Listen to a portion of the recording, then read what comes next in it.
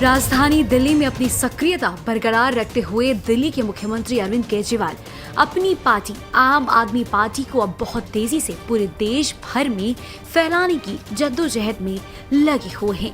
देश के 5 राज्यों में बस कुछ ही दिनों में चुनाव हैं और ऐसे में केजरीवाल आप पार्टी को इन चुनावी राज्यों में उसकी जगह बनाने में लगे हुए हैं। उत्तर प्रदेश, पंजाब के साथ साथ अरविंद केजरीवाल गोवा में भी काफी सक्रिय है।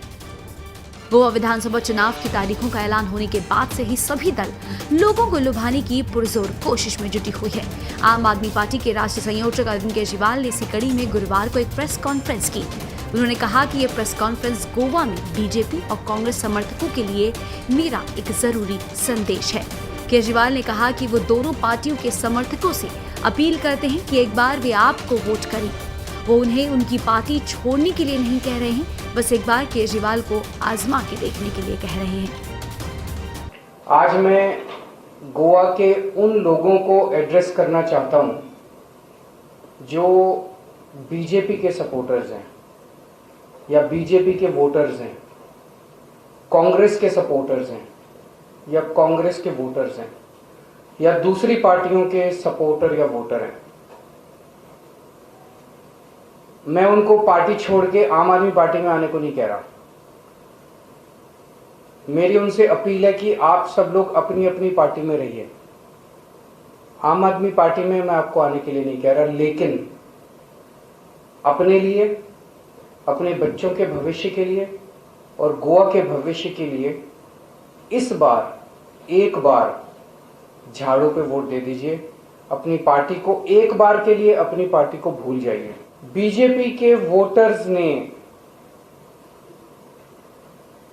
बीजेपी को 15 साल मौका दिया गोवा के अंदर राज करने का। 15 साल बीजेपी की गवर्नमेंट बनी, 15 साल बीजेपी ने गोवा के ऊपर राज किया। मैं बीजेपी के वोटर्स से, सपोर्टर्स से पूछना चाहता हूं, इन 15 सालों में बीजेपी ने आपके लिए क्या किया? 25 साल कांग्रेस ने राज किया, आपने 25 साल कांग्रेस को मौका दिया। कांग्रेस ने आपके परिवार के लिए, गोवा के लिए क्या किया?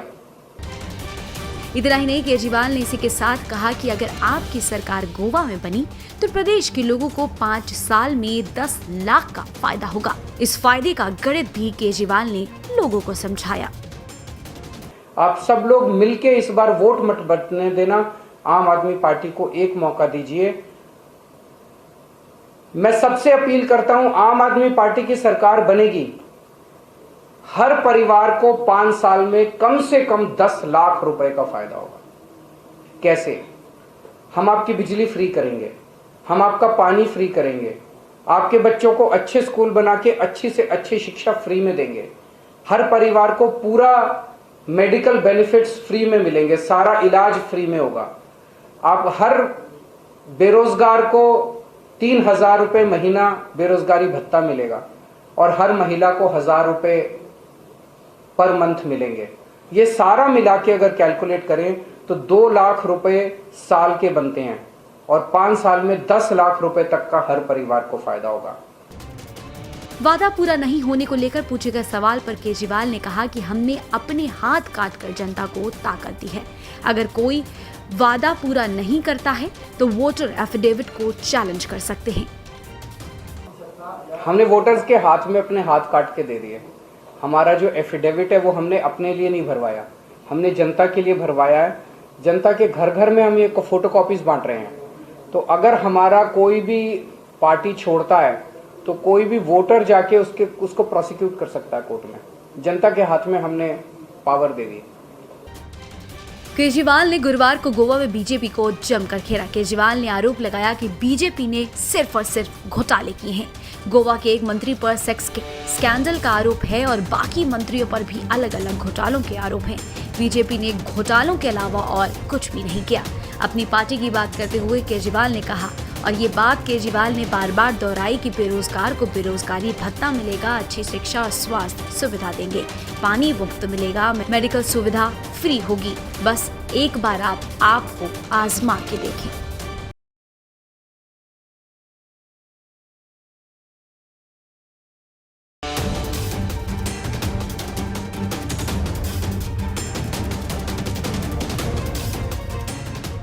उत्तर प्रदेश में विधानसभा चुनाव के लिए पहले चरण की वोटिंग से पहले सभी राजनीतिक दल जोर शोर से पश्चिमी यूपी में चुनाव प्रचार में जुटे हुए हैं।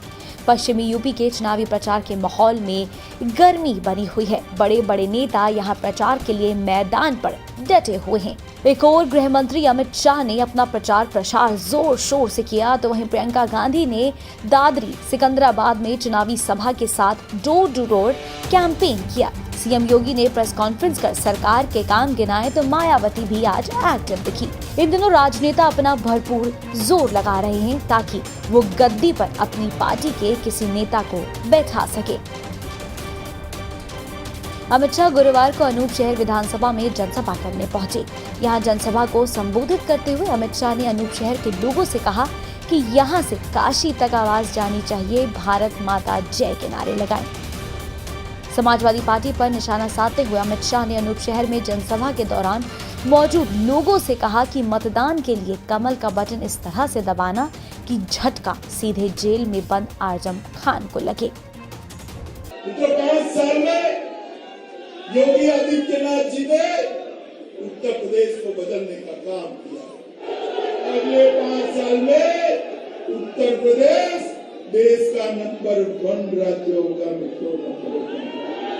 देखो भाई, कमल पर बटन तो जरूर दबाना, मगर कमल के बटन पर उंगली इतने जोर से दबाना कि बटन अनूप शहर में दबे और जेल में आजम खान को झटका लगे। वहीं यूपी के अमरोहा में जनसभा को संबोधित करते हुए रक्षा मंत्री राजनाथ सिंह ने यहां जमकर विपक्ष पर निशाना साधा। सपा बसपा कांग्रेस पर निशाना साधते हुए उन्होंने कहा कि ये पार्टियां जाति धर्म पर देश के लोगों को बांट रही है। माने हमारी पार्टी की सरकार जहां भी रही है, चाहे प्रदेश में रही है चाहे केंद्र में रही है, वह विश्वसनीयता और साख उसकी बनी हुई है। और मैं यह भी कहना चाहता हूं, जाति पंथ और मजहब के आधार पर राजनीति करने वाले हम लोग नहीं हैं, इंसाफ और इंसानियत के आधार पर राजनीति करने वाले। यह समाजवादी पार्टी और बहुजन समाज पार्टी हिंदू मुसलमान जात पात के आधार पर देश को बांटना चाहते हैं। उन्हें इस सच्चाई को समझना चाहिए, भारत के चरित्र को समझना चाहिए। ऐसे भारत को अब जाति पंथ और मजहब के आधार पर यह सपा और बसपा बांटकर सरकार बनाना चाहते हैं। मैं सपा बसपा कांग्रेस के नेताओं को कहना चाहूंगा, राजनीति केवल सरकार बनाने के लिए नहीं की जाती है, राजनीति देश बनाने के लिए की जाती है। मेरे बहनों भाइयों, राजनीति समाज बनाने के लिए की जाती है। वहीं दूसरी ओर प्रियंका गांधी का दादरी में जोर शोर के साथ जनता ने स्वागत किया। प्रियंका गांधी ने वहां जनता के साथ संवाद किया, एक ठेले वाले से भी बातचीत कर हालचाल जाना और उसको मदद का आश्वासन भी दिया। प्रियंका गांधी जनता से डायरेक्ट मिल उनसे उनकी समस्याओं को जानना चाह रही हैं। वो direct heart to heart connection करना चाह रही हैं। आपको बता दें कि यूपी की 403 सीटों पर 7 चरणों में मतदान होगा। पहले चरण में 10 फरवरी को होगा, दूसरे चरण का मतदान 14 फरवरी, तीसरे चरण का मतदान 20 फरवरी, फिर 23 फरवरी, 5वें चरण का मतदान 27 फरवरी, छठे चरण का मतदान 3 मार्च और 7वां और आखिरी चरण का मतदान 7 मार्च को होगा। चुनाव के नतीजे 10 मार्च को आएंगे।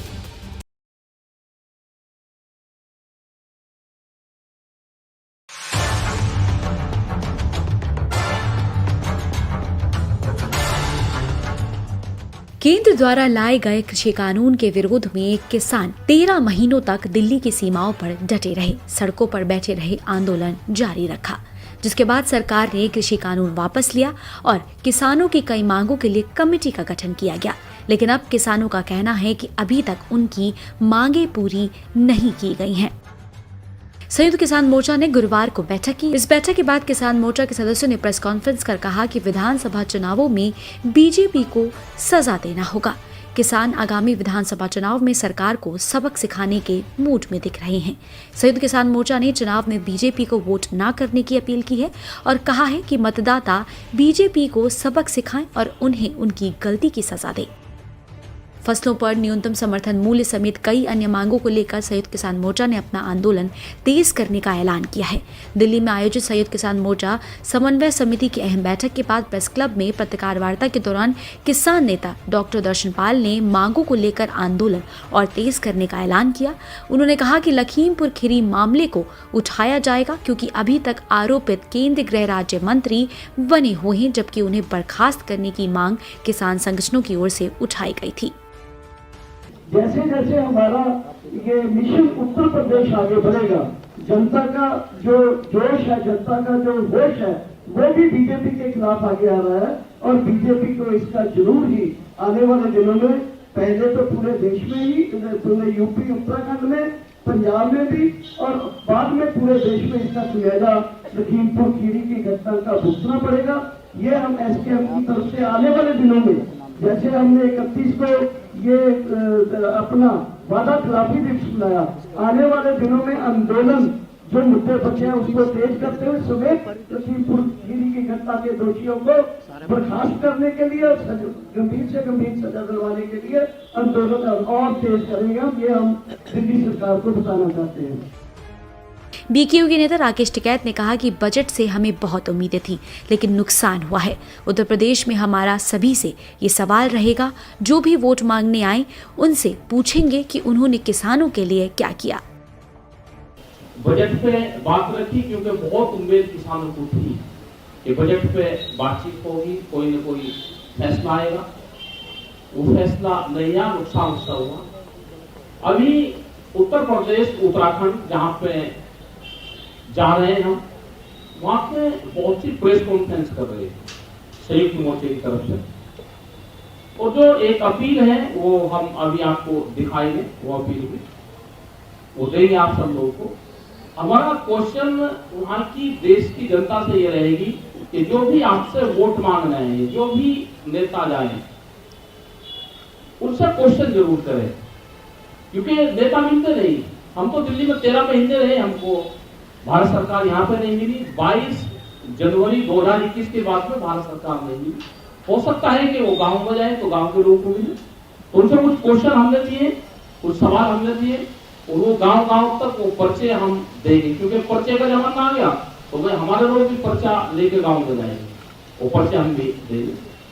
और उस पर कुछ क्वेश्चन लिखे हुए हैं, उन क्वेश्चनों के आधार पे अपना बातचीत करें, उनसे सही लगे उसका जवाब खाना में वही लिखते रहे।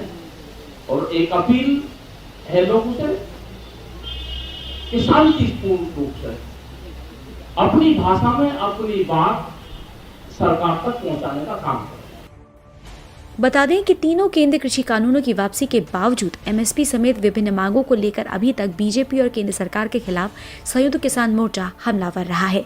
दरअसल तीनों कृषि कानून के रद्द होने के साथ ही किसानों ने कई अन्य मांगे भी रख दी थी। इसके बाद केंद्र सरकार के आश्वासन के बाद ही किसान संगठनों ने दिल्ली एनसीआर के बॉर्डर पर धरना खत्म किया था।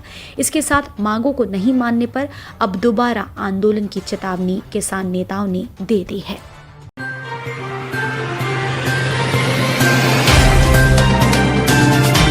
Subscribe now and press the bell icon. Never miss an update.